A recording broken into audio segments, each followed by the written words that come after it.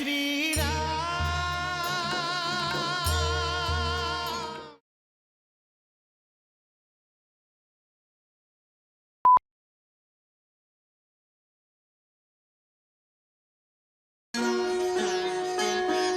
जय श्री राम,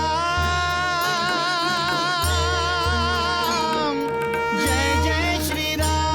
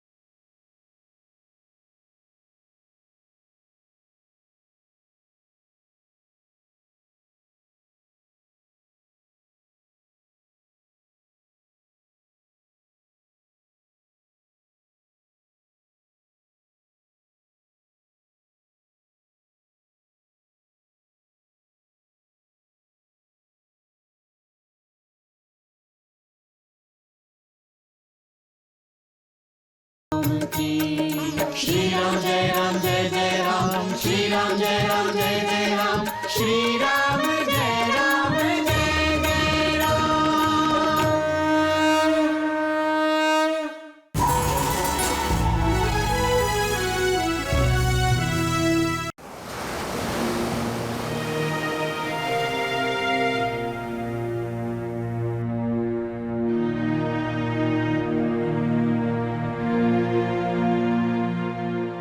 লক্ষণ, হনুমান, সমুদ্র, সমস্ত নদীর প্রভু,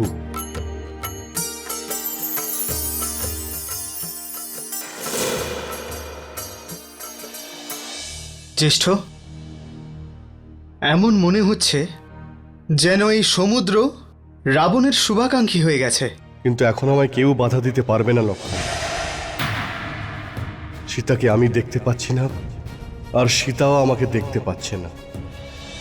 আর তাও আমি সীতাকে এটা বিশ্বাস করাতে চাই যে আমি যে কোনো অবস্থাতে সীতাকে রাবণের বন্ধন থেকে মুক্ত করানোর জন্য লঙ্কাতে অবশ্যই পৌঁছব। তাতে আমাকে অগ্নিবাণ দিয়ে সমুদ্রকে শুকিয়ে দিতে হলেও আমি তা করতে রাজি।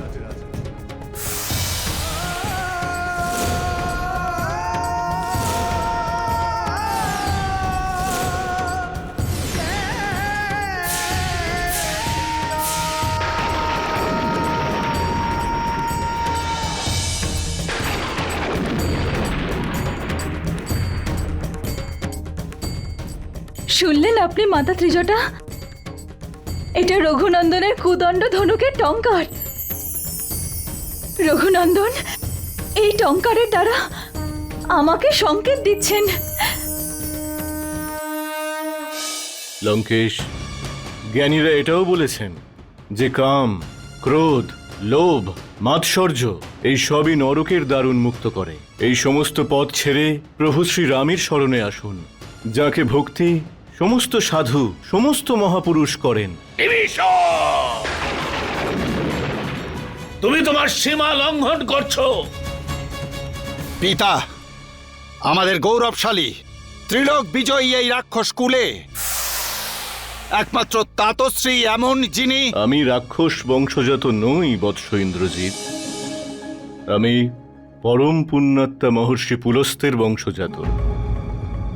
তবে আপনিও কোনো ঋষির পোশাক পরে কোনো আশ্রমে কেন চলে যাচ্ছেন না?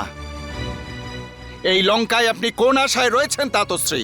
বড়দের সঙ্গে এইভাবে কথা বলা তোমাকে শোভা পায় না ইন্দ্রজিৎ। হ্যাঁ?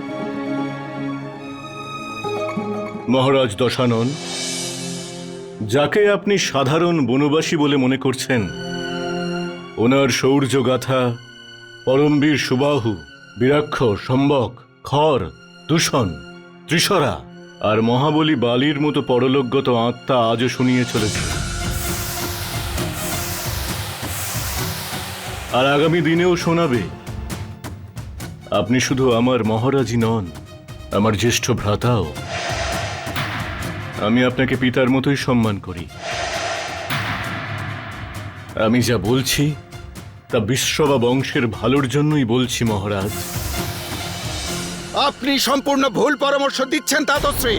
বৎস ইন্দ্রজিৎ, আমি তো শুধু ধর্ম আর নীতির পথ দেখাচ্ছি। আমার আদরণীয় জ্যেষ্ঠ, কখনো কখনো কাম আর ক্রোধের বশবর্তী হয়ে মানুষ ভুল পথে আকৃষ্ট হয়ে পড়ে। নিজের ভুলের বোধোদয়ের সঙ্গে সঙ্গে সেটা শুধরে নেওয়াটাই বুদ্ধিমানের কাজ। আপনি যে কামের বশবর্তী হয়ে একজন পরর স্ত্রীকে নিজের সর্বনাশ স্বরূপ এই রাজ্যে নিয়ে এসেছেন, তা সমস্ত রাক্ষসকুলকে বিনাশ করতে পারে মহারাজ। বিভীষণ! যদি আর অন্য কেউ এই কথা বলতো তাহলে এতক্ষণে তার শির ধর থেকে আলাদা হয়ে যেত।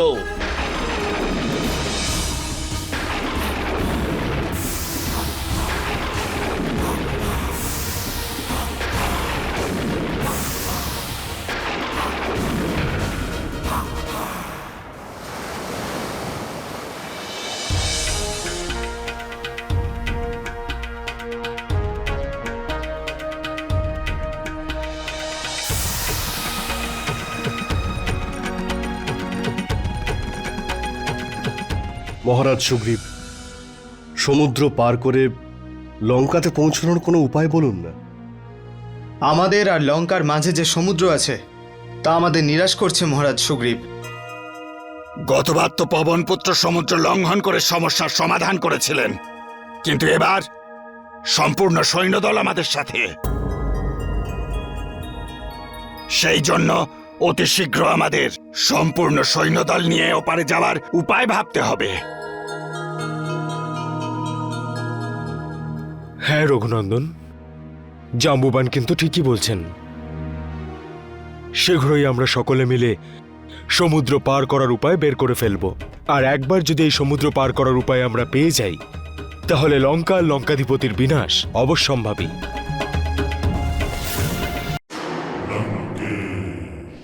বিভীষণ, তুমি আমার অনুজ, সেই জন্য তোমার ব্যবহারে আমি খুব একটা গুরুত্ব দিচ্ছি না। কিন্তু তুমি একে আমার দুর্বলতা মনে করে আমাকে অপমান করেই যাচ্ছ। ক্ষমা করবেন লঙ্কেশ্বর, আজ আমরা এখানে শুধু আলোচনা করছি, আর শুধু আলোচনা করার সময় এত রাগ করাটা উচিত নয়। আপনি আমাকে সম্মান দিয়ে আমার মত জানতে চেয়েছেন, আর আমার মত হলো এই, জানকীকে সম্মানপূর্বক ওনার স্বামীর কাছে ফিরিয়ে দেওয়া উচিত। বিভীষণ! তাতে আপনার সম্মান নষ্ট হবে না মহারাজ। বিভীষণ!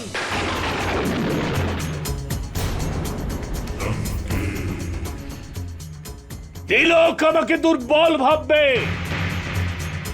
আমাকে নিয়ে ঠাট্টা করবে, আমাকে নিন্দা করতে কেউ ছেড়ে দেবে না। কোন বীর পুরুষ যদি একবার পা এগিয়ে দেয় তাহলে আর পেছনে সরে আসে না। কিন্তু নীতি নীতি শক্তিহীনদের তৈরি করা একটা অছিলা মাত্র, যে কাজ বীর পুরুষরা কখনোই করে না। নীতি সবসময় শক্তিকে সেবা করে। শক্তিশালীরা যেটা করে সেটাকেই ধর্ম বলে। এটা অধর্ম কিন্তু জ্যেষ্ঠ, আর অধর্ম কোনোদিন ধর্মের স্থান নিতে পারে না। আপনার একটা অধার্মিক কার্যে সম্পূর্ণ বংশের বিনাশ ঘটবে। বিভীষণ! আর আমি বংশের কল্যাণের জন্য আপনার কাছে হাত জোর করে প্রার্থনা করছি। 5 বার ষড়যন্ত্র করে তুমি দশাননের গর্ভে উন্নত এই শির শত্রুদের সামনে নত করতে চাইছো। আমি জানতে পেরেছি ওই বানর প্রথমে তোমার প্রাসাদে গিয়েছিল, তুমি ওকে সীতার সন্ধান দিয়েছ।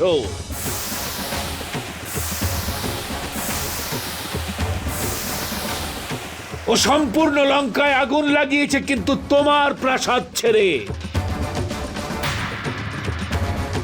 বিভীষণ, তুমি সব সময় আমার বিরোধিতা করেছ, সেই জন্য সর্বদা ওই শত্রুদের ভালোটাই চিন্তা করে যাও। তুমি এই লঙ্কার শত্রু বিভীষণ, এই লঙ্কার পরম শত্রু।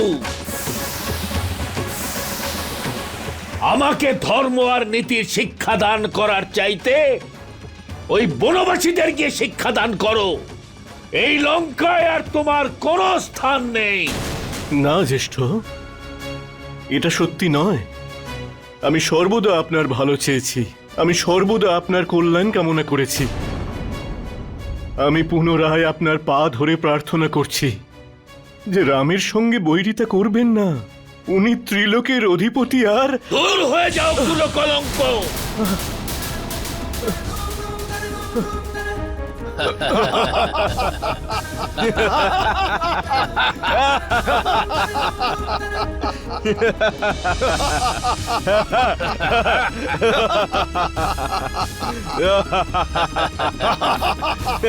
তোমার জন্য এই লঙ্কায় আর কোনো জায়গা নেই।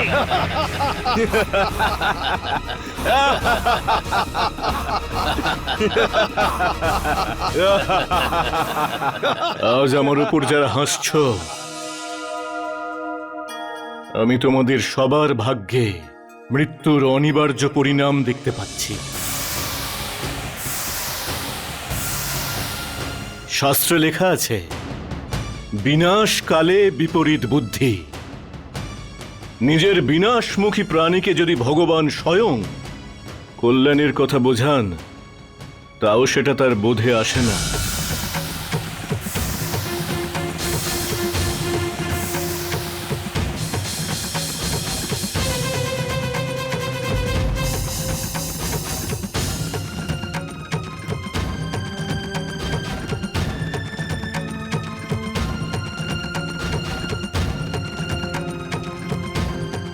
হে লঙ্কাপতি, আপনি এই পূর্ণ সভাগৃহে আমাকে অপমান করে মৃত্যুর সমান যন্ত্রণা দিলেন। অর্থাৎ এখন আর আমি আপনার কাছে জীবিত নই। আমার আর আপনার কোনো সম্পর্ক নেই। আপনার আজ্ঞা অনুসারে আমি আজই এই লঙ্কা ত্যাগ করে চলে যাব। ঈশ্বর আপনাকে সদ্বুদ্ধি দিন।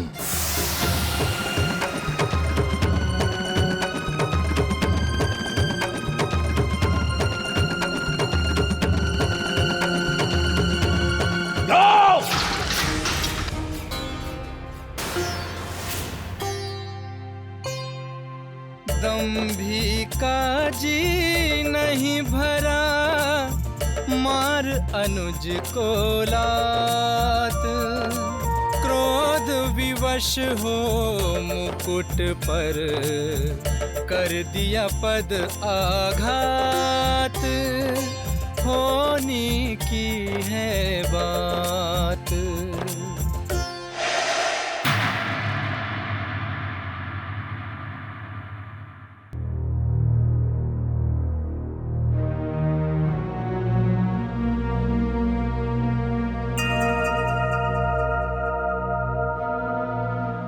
মাতা ত্রিজটা, আপনি হঠাৎ এত গম্ভীর হয়ে গেলেন কেন? কি হয়েছে?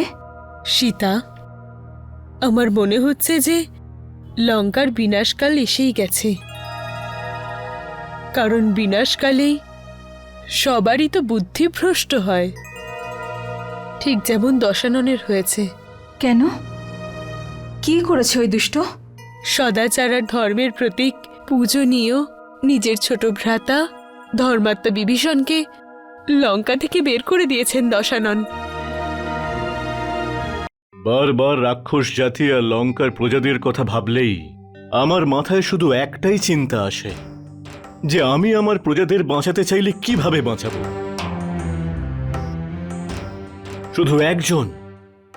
শুধু একজন অহংকারীর জন্য সমস্ত নির্দোষ প্রজারা মারা যাবে, আর রাক্ষসকুলের অস্তিত্ব সর্বদা নিশ্চিহ্ন হয়ে যাবে। বিভীষণ মশাই, আপনি সময় নষ্ট করবেন না। দশানন রাবণের মনে আপনাকে বন্দি করে কারারুদ্ধ করার চিন্তা আসার আগেই আপনি লঙ্কা থেকে চলে যান। আমার কথা শুনুন, আপনি শ্রীরামের কাছে গিয়ে ক্ষমা চেয়ে নিন, যাতে রাবণের পাপের শাস্তি লঙ্কার প্রজাদের উনি না দেন। এটা সত্য যে আমি শ্রীরামের ভক্ত, কিন্তু এই সময় উনি লঙ্কার শত্রু।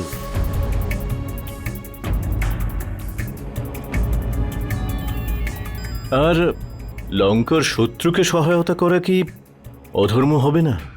শ্রীরাম লঙ্কার শত্রু তো নয়, তিনি কেবল রাবণের শত্রু। উনি লঙ্কার প্রজাদের ক্ষতি চাইবেন না, তাই এখন আবশ্যক ওনার সঙ্গে দেখা করে লঙ্কার প্রজাদের রক্ষা করা। কিন্তু যুদ্ধ যদি লঙ্কায় হয় তাহলে প্রজাদের ক্ষতি তো হবেই। হ্যাঁ, যদি যুদ্ধ সঞ্চালন নীতিতে আপনার হাত থাকে আর আপনি এই বিষয়টা মাথায় রাখেন, তাহলে হয়তো প্রজারা তাদের রাজার পাপের ভাগীদারি হওয়া থেকে মুক্তি পাবে। সেই জন্যই তো আমার মনটা বিচলিত। পরিণাম জানার জন্য আমার সম্মতি চাই। আমি আমার মাতার কাছে যাব, উনি যাই আজ্ঞা করবেন আমি তার পালন করব।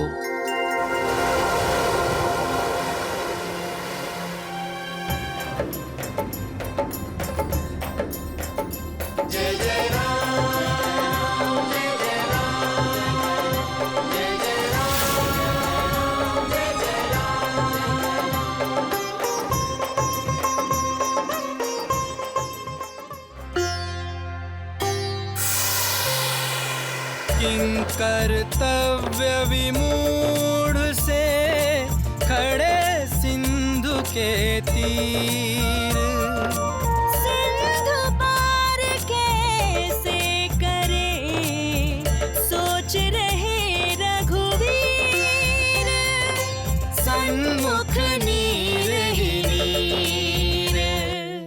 जय श्री राम जय श्री राम जय श्री राम जय श्री राम जय श्री राम जय श्री राम जय श्री राम जय श्री राम जय श्री राम जय श्री राम जय श्री राम जय श्री राम जय श्री राम जय श्री राम जय श्री राम जय श्री राम।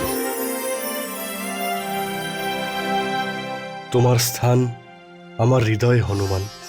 প্রভু, আমি আপনার পদতলেই থাকতে চাই। আমি অনেকক্ষণ ধরে দেখছি প্রভু, আপনি গম্ভীর হয়ে এই মহাসাগরের দিকে তাকিয়ে রয়েছেন।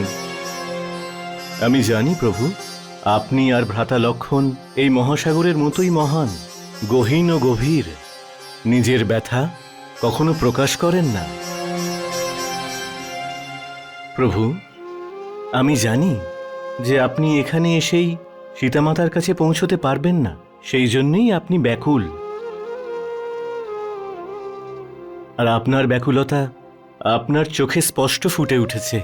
হনুমান, প্রভু, আপনি হয়তো মুখে কিছু বলছেন না, কিন্তু আমি আপনার মনের কথা শুনতে পাচ্ছি। আপনার মতো ধার্মিক দুর্বল হতে পারে না, কিন্তু মর্যাদা রক্ষার জন্য আপনাকে দুর্বল হতে হচ্ছে। প্রভু, আপনি আপনার এই সেবককে আপনার সেবা করার আরেকটা সুযোগ দিন।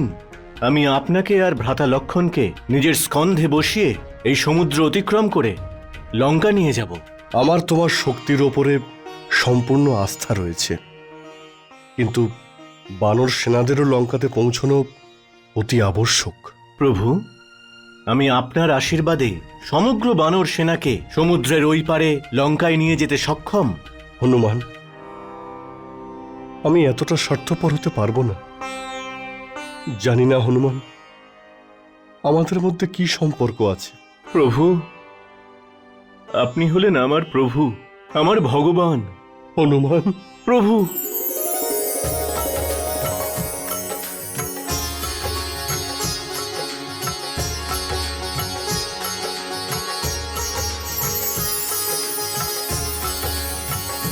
হনুমান, আমরা সবাই সীমার মধ্যে থেকে সমুদ্রদেবকে একটা সুযোগ দেব। ওনার কাছে অনুরোধ করব যে উনি আমাদের লঙ্কায় যাওয়ার জন্য পথ দেখান। সমুদ্রদেব অবশ্যই আমাদের পথ দেখাবেন। जय श्री राम।